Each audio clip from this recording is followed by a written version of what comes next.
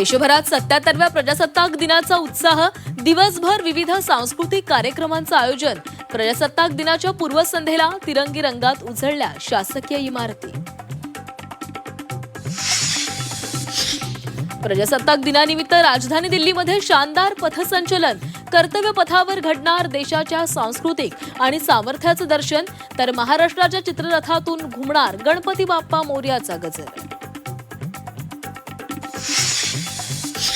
मुंबईत शिवाजी पार्कवर प्रजासत्ताक दिनाचा शासकीय सोहळा. मुख्यमंत्री फडणवीसांच्या हस्ते होणार झेंडावंदन. एकनाथ शिंदे ठाण्यात तर अजितदादा पुण्यात झेंडावंदन करणार, तर रायगडमध्ये झेंडावंदनाचा मान मंत्री भरत गोगावले यांना.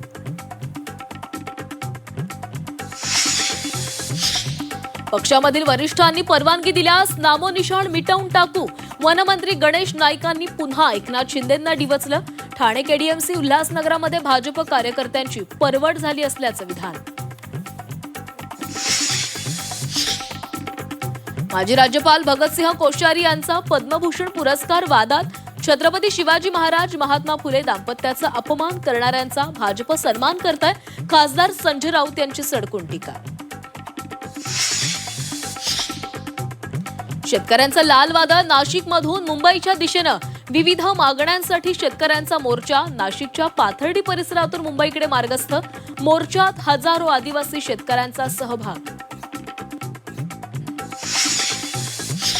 मुंबई पुणे हायवेवरील वाहतूक आजही विस्कळीत होण्याची शक्यता. आजपासून कामगारांचा बेमुदत रास्ता रोको. आंदोलनामुळे आज आणखी वाहतूक विस्कळीत होण्याची शक्यता.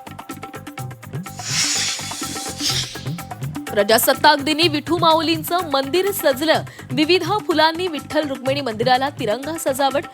सजावटीसाठी 2 टन फुलांचा वापर.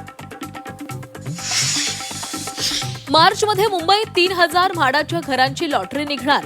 मुंबई महापालिकेच्या निवडणुकीनंतर घरांच्या लॉटरीची तयारी सुरू होणार. संभाजीनगर नाशिकमध्ये ढगाळ वातावरणामुळे हलक्या पावसाची शक्यता. तापमानात चढ उतार होत असल्यानं थंडीच्या तीव्रतेमध्ये घट. पावसामुळे तापमानात किंचित घट होणार.